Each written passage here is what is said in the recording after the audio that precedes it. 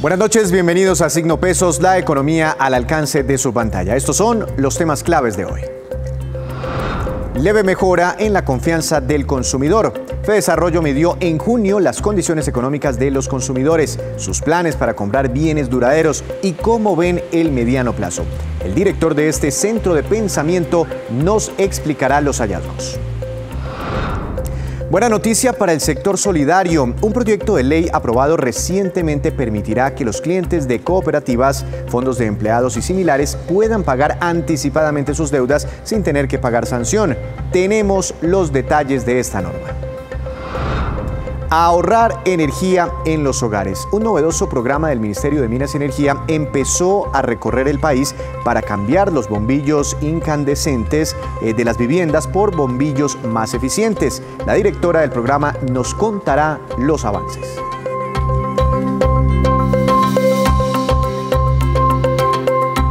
Y comenzamos esta emisión con la nueva encuesta que hizo Fedesarrollo sobre la confianza que tenemos los consumidores, no solo en decisiones respecto a las compras, sino también en las perspectivas que se tienen a mediano plazo en las finanzas personales y también en las finanzas del país. Para desglosar esta encuesta, los resultados, invito a esta hora de la noche al director de Fedesarrollo, al doctor Luis Fernando Mejía. Doctor Mejía, buenas noches, bienvenido a Signo Pesos. ¿Cómo ha estado? Hola Víctor, muy buenas noches, encantado de estar de vuelta en su programa. Encantados nosotros. Doctor Mejía, ¿cómo hace usted, antes de hablar de los resultados, para diferenciar, qué variables tiene en cuenta para diferenciar a los pesimistas y a los más optimistas? Pues mire, Víctor, esta encuesta del consumidor utiliza prácticas internacionales, estándares, en donde se le hacen básicamente 5 preguntas a los consumidores en términos de las expectativas que tienen, no solamente de su hogar, sino también de la actividad económica en general y también de cuáles consideran que son sus condiciones actuales y las condiciones de la economía actualmente. 5 preguntas muy concretas que entonces se agregan diciendo si una persona piensa que las condiciones son mejores, entonces se considera optimista, si son peores, pesimista, y lo que entrega este balance, el indicador de confianza del consumidor, es la proporción neta de las personas que son optimistas frente a las que son pesimistas. Es decir, el indicador va del menos 100%, que sería todo el mundo muy pesimista, hasta el más 100%, que sería todo el mundo con la misma visión optimista. Y teniendo en cuenta esa explicación, esa introducción, ¿cuál fue el último resultado de esta encuesta de Fedesarrollo, doctor Mejía? Pues Víctor, mire, para el mes de junio, que es el último dato que publicamos el día de hoy justamente, tuvimos un balance todavía muy negativo, infortunadamente de menos 34%, menos 33,1%.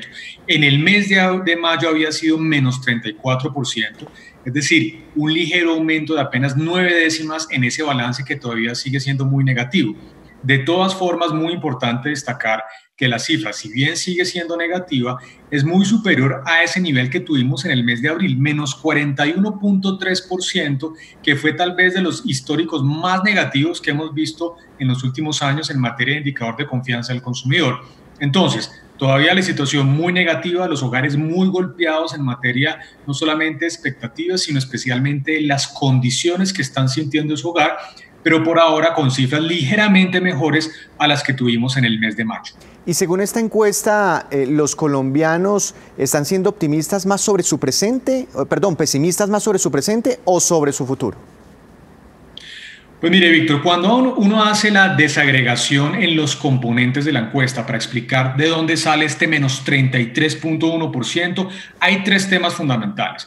Uno que tiene que ver con la valoración del país, no solamente de las condiciones económicas, sino también de las expectativas. Ese se ha venido deteriorando, pero no es lo que explica realmente la caída. El otro componente tiene que ver con las condiciones del hogar, la valoración que están haciendo de sus condiciones actuales y también de sus expectativas. Ese ha tenido una caída muy importante que muestra que los hogares hoy ya están viendo una materialización de los efectos negativos de la crisis. Y hay uno tercero que tiene que ver con la valoración o disposición para comprar bienes durables, que también sigue siendo muy negativa. En promedio en el trimestre cerramos con un balance del menos 70%. Resumen, realmente es un tema no de expectativas que se han deteriorado, por supuesto, sino especialmente condiciones actuales. Los hogares ya están sufriendo los impactos negativos en materia de ingresos para esta crisis que estamos sufriendo. Y unos colombianos tan pesimistas como usted nos cuenta en este momento, ¿qué implicaciones tiene para la economía, para la reactivación de las compras, el consumo, para la reactivación económica? Pues mire, Víctor, esto es crítico porque, por supuesto, la confianza del consumidor es un termómetro muy importante para entender hacia dónde se va a dirigir el gasto de los hogares, el consumo privado, que explica cerca del 70% del Producto Interno Bruto de nuestro país. Así que lo que pase con la confianza es fundamental para entender para dónde va el gasto. ¿Qué estamos viendo entonces? Abril muy malo, la peor cifra en muchos años porque fue el mes en donde tuvimos el confinamiento obligatorio, la mayor caída de la actividad económica del 20% de acuerdo con el DANE. Mayo y junio, muy negativos, pero todavía en ritmos un poquito más altos, es decir, una ligera recuperación frente a ese mes de abril. ¿Qué estamos estimando nosotros, Víctor, entonces en los próximos meses?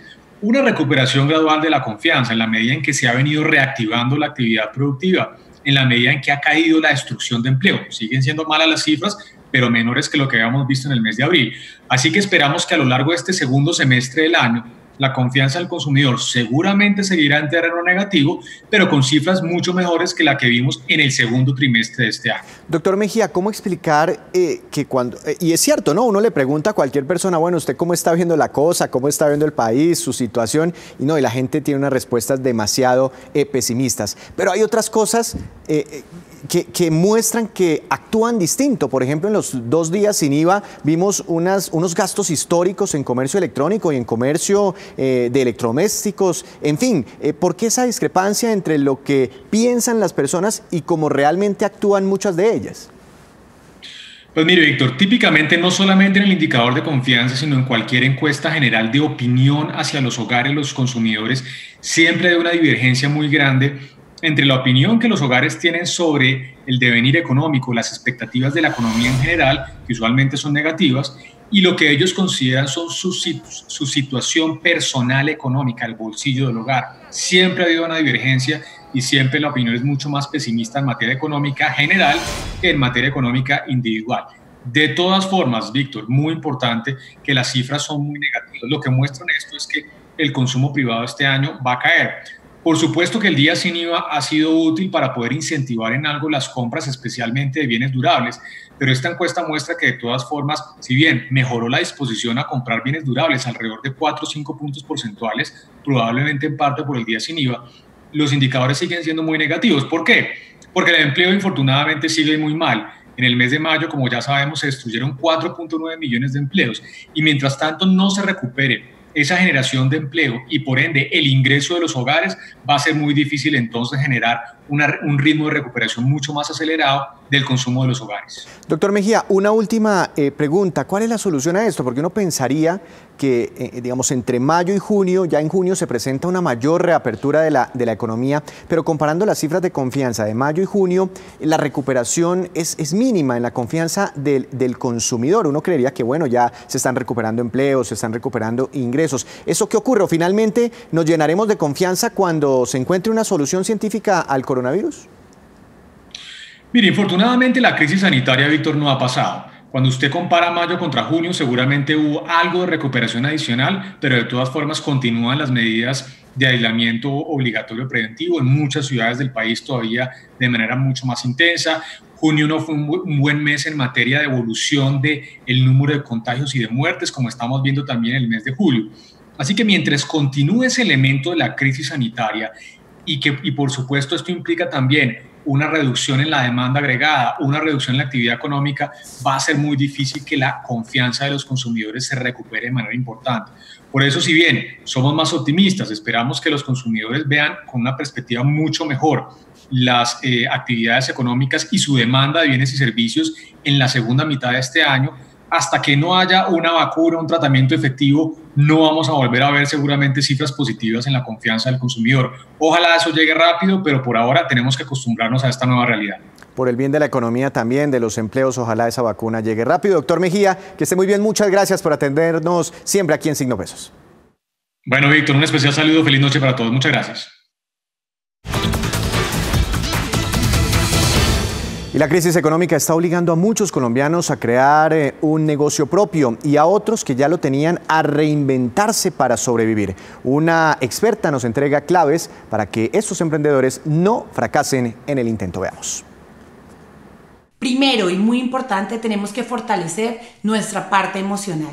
Tenemos que tener la capacidad de ser contundentes para tomar decisiones y las decisiones que realmente sean las más benéficas para nuestro emprendimiento. La segunda, la creatividad es vital en este momento. En el momento de crisis hay que saber gestionar nuestros recursos a partir de la creatividad, de cómo podemos hacer con eso que tenemos nuevas cosas, cómo podemos llegar a ese cliente que ahora tiene nuevas maneras de consumir, nuevas maneras de interactuar, de estudiar, de trabajar, otras maneras diferentes. Nosotros también tenemos que ver cómo nuestro producto llega de una manera diferente a unas necesidades que ellos han tenido puntualmente. Otro muy importante, el tercero, y es siempre tener actitud.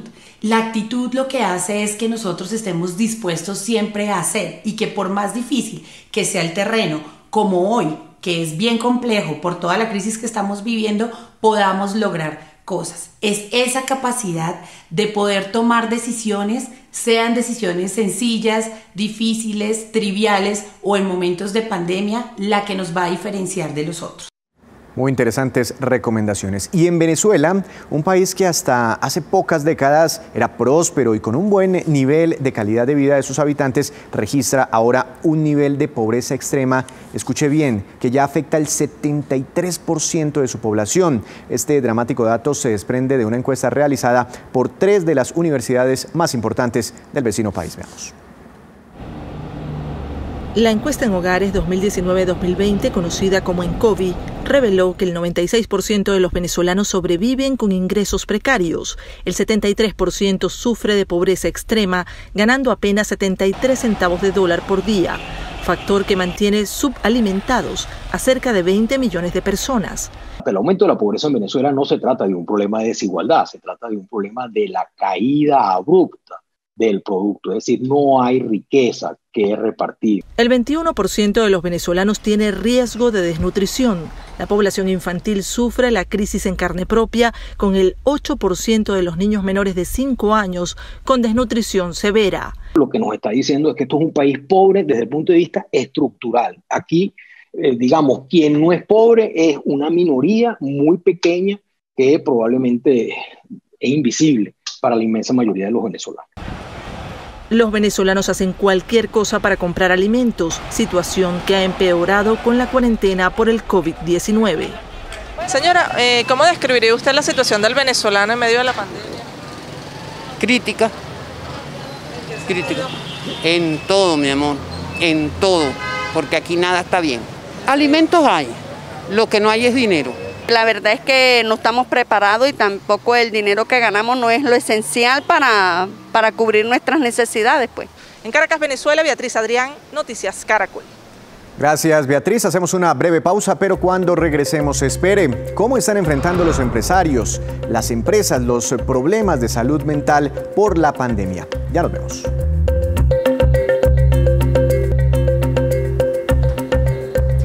Gracias por seguir con nosotros en Signo Pesos. El Ministerio de Minas y Energía puso en marcha un programa muy interesante que busca que los colombianos ahorren energía a través del uso de bombillas más eficientes. La primera fase ya se adelantó en el archipiélago de San Andrés y Providencia. Saludo para hablar de este tema a la directora del Fondo de Gestión Eficiente de Energía que abandera este programa, es la doctora Catarina Grosso.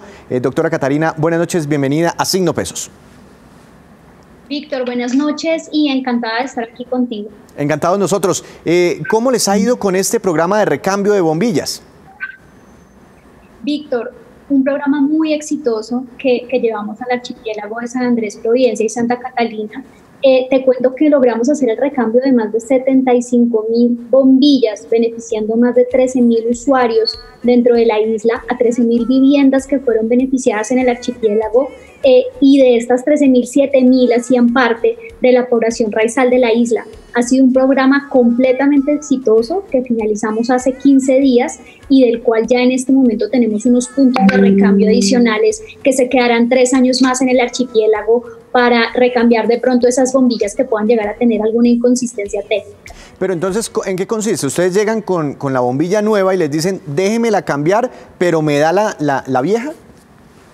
Claro que sí. Ese recambio lo que hace es que hacemos una reconversión tecnológica dentro de la isla. Entonces, vienen las personas, se acercan a nuestros puntos, como era la dinámica, y nosotros les dábamos una bombilla LED nueva y ellos nos entregaban una bombilla, lo que conocemos como bombilla incandescente o fluorescente. De esa manera, ellos se quedaban con su bombilla nueva tipo LED, que realmente reduce el consumo de energía en aproximadamente 20.000 o 30.000 pesos dentro de la factura mensualmente en un hogar promedio. ¿Y qué indicadores de ahorro han obtenido ustedes después de todo este ejercicio? Bueno, este indicador de ahorro ya se comenzó a ver desde que comenzamos a hacer las luminarias y esperamos que esta iniciativa de B-Energy que lleva el FENOGE para el 2022 logre beneficiar y disminuir en 26.500 toneladas de CO2 equivalente por año en el consumo de la isla. Entonces esto va a ser una disminución de toneladas de CO2 equivalente y además una disminución en el consumo de energía de aproximadamente 40 gigavatios al año. Bueno, y eso también es un ahorro para las tarifas, ¿no? Para el recibo de la luz. ¿Y este programa piensan extenderlo a otras regiones del país? Sí, próximamente viene ya en este semestre, segundo semestre del año, vas a estar oyendo del programa PESES. PESES es el programa de eficiencia energética que vamos a llevar a los 7 departamentos de la costa, en el cual vamos a iniciar con un piloto en 3 departamentos de la costa donde pensamos hacer un recambio de alrededor de 55.000 neveras. Este programa tiene, no como en las luminarias que lo hacíamos 100% gratuito en el archipiélago, este programa va a tener un aporte del gobierno de 400.000 pesos por nevera para que los estratos 1 y 2 de la costa atlántica puedan acceder a una nevera con una tecnología mucho más eficiente que reduzca consumo y que además les ayude a ahorrar en la factura de energía. 400.000 pesos por nevera, ¿una nevera de qué valor más o menos?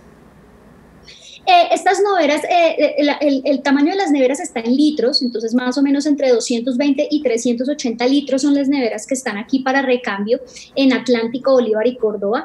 Y una nevera de estos puede estar costando entre 600.000 y 2.200.000 pesos según el tamaño. Entonces, una nevera promedio que uno puede llegar a tener en una casa con una familia de 4 o 5 personas puede llegar a costar 1.200.000, entre 1 millón y 1.200.000, y de aquí nosotros vamos a hacer ese aporte de 400.000 pesos para que así de esa manera pues los hogares puedan hacer ese recambio. Entonces sí es un monto importante dentro de la compra de la nevera, esos 400.000 pesos de la financiación para el programa PESES en la costa atlántica. ¿Y funcionará igual? ¿Usted me trae su nevera vieja y yo le doy los 400.000 pesos para que se compre la nevera nueva? Víctor, funciona igual, pero hay una cosa en la que nos tuvimos que adaptar, y es que con el tema del COVID nosotros no podíamos parar. De hecho, todo esto que he visto que has hablado en el programa de hoy acerca de la reactivación económica, de cómo nos cuidamos, pero también cómo no dejamos caer la economía, adaptamos un poco el programa. Entonces ya la gente no va a un punto donde hace el recambio de su nevera, sino que se inscribe en una plataforma que próximamente estaremos anunciando. Nosotros nos contactamos con esa persona, averiguamos de cuántos litros es la nevera, en qué estado la tiene, revisamos que las especificaciones técnicas den para el recambio de la nevera, y el mismo programa lleva la nueva nevera a la casa y recoge la nevera antigua. Esto precisamente para que todos cuidemos a nuestras familias y no estemos saliendo a la calle si no es estrictamente necesario. Es que es muy importante, doctora Catarina, es que a veces uno ve cosas en el mercado muy baratas, pero al final del día eso sale más caro porque el consumo de energía, pues ahí se pierde uno lo que ahorró en la compra. Pero me gustaría preguntarle finalmente, esta es mi última pregunta, sobre el programa para conseguir a colombianos de buena energía. ¿En qué consiste? Bueno, desde el FENOGE, que es el Fondo de Energías Renovables No Convencionales y Gestión Eficiente de la Energía, estamos buscando gente con buena energía. ¿Y quién es esa gente con buena energía? Gente que quiere cambiar y quiere aportar al cambio en la gestión eficiente de la energía en Colombia. Esto es algo que vemos muy alejado, pero todos lo podemos hacer, y esa gestión eficiente de la energía realmente se va a traducir en un ahorro económico porque vamos a disminuir el consumo y además en cuidar el medio ambiente y en hacer sostenible la generación de energía más de lo que ya aún es aquí en Colombia. Entonces esa gente de nueva con buena energía es la que estamos buscando aquí desde el FRENOGE, y pues es la invitación a todos para que tomen estos tips que hemos estado compartiendo. Descargar el cargador del celular en el momento en el que ya lo tienen cargado, tener desconectados los electrodomésticos que no estén usando, abrir la nevera las menores veces posibles. Todo esto hace que hagamos un consumo eficiente y una gestión eficiente de la energía sin hacer un mayor esfuerzo, salvo que estar pendientes de nuestras acciones todos los días. Esas son las personas que estamos buscando, y es la invitación para todos: ahorremos energía y hagamos una gestión eficiente del consumo, que esto nos ayuda a todos. Y más que ahora estamos en casa. Doctora Catarina, muchas gracias y que tenga una feliz noche. Lo mismo, muchas gracias, Víctor. Hasta luego, un placer. Y llegó la hora de saludar a Juan Fernández y su movida empresarial. Juan, buenas noches. ¿Cuál es su tema de hoy? Bienvenido. Víctor, buenas noches. Hoy voy a hablarles sobre salud mental y depresión en empresas, porque dentro de ellas se ven casos de manera más constante y por eso pues están ideando iniciativas para poder enfrentar los efectos de la pandemia de manera correcta. Y a la par que las empresas implementan los programas para combatirla, surgen emprendimientos también paralelos que las impulsan. Las multinacionales han sido las primeras empresas en ejecutar estrategias en ese sentido. Un caso que cita América Economía tiene que ver con Nestlé, por ejemplo, que desde México impulsa un proyecto de bienestar emocional que opera una plataforma digital desarrollada en conjunto con una compañía llamada Cuéntame y que puede expandirse seguro en América Latina. Ahí los colaboradores cuentan con herramientas para promover su bienestar emocional a través de contenido como meditaciones, por videollamadas, con psicólogos, entre otros. Juan, ¿y qué permiten estas herramientas? Pues Víctor, al final esas terapias permiten desahogo y también la búsqueda de tranquilidad en momentos de estrés y ansiedad. Y miren, soportado en cifras, la importancia de tener a los empleados tranquilos. La Organización Mundial de la Salud dice que dentro de las causas de discapacidad laboral que afectan a las empresas, la primera es la depresión, que se traduce, por supuesto, en rotación de los empleados y ausentismo. Va a ser la primera causa de consulta médica este año con efecto para las empresas. Y, por supuesto, que la depresión va ligada al panorama de las economías. Le pongo un ejemplo: Chile lleva meses en una situación muy complicada, anterior al coronavirus incluso. Allá las licencias asociadas a trastornos psicológicos han aumentado un 30%. Juan, ¿cree usted que ahora se viene, no sé, una especie de auge de plataformas dedicadas al bienestar? Sí, seguro, y vendrá un auge en materia de negocios, de plataformas que ofrecen bienestar y que se van derivando pues de ellas opciones que incluyen desde ejercicio hasta prácticas alimenticias mediante plataformas tecnológicas que se ofrecen a las empresas. Y hay emprendimientos locales que crecen con fuerza. Un ejemplo, New Fit Life, una plataforma colombiana que se expande de manera constante, fundada hace unos años por María José Jaramillo, ofrece un sistema de asesorías en línea que se basa en salud mental a través de alimentación, y es eso lo que buscan las empresas en estos momentos. Ahora, para terminar, estos temas depresivos en las empresas y la productividad van ligados también a la venta de antidepresivos. Hoy, la demanda de medicamentos para el insomnio, la depresión y hasta el pánico crece durante la pandemia a tasas superiores al 10%. Y ahí, pues ganan el diazepam, el clonazepam y el campeón de todos, la fluoxetina, es decir, el Prozac. Y esta, pues es, Víctor, la movida de hoy sobre salud mental y empresas. Muy interesante como siempre, Juan. Lo esperamos mañana con más movidas empresariales. Hacemos otra breve pausa y ya les contaremos las proyecciones de la OCDE sobre desempleo que dejan mal parada a Colombia.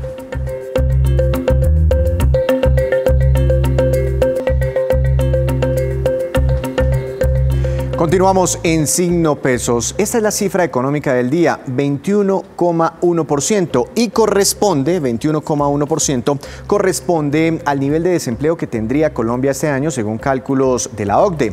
Este nivel ubicaría al país como la nación de esta organización con la mayor tasa de desocupación entre sus 37 miembros. El mismo estudio señala que el desempleo promedio de todos estos países que conforman la OCDE será de 8,4%. Después de Colombia figuran con el desempleo más alto España, 14,5%, Grecia, 14,4%, Canadá, 13,7% y Turquía con 12,9%. Sin embargo, la proyección para Colombia es la más alta entre todas estas naciones.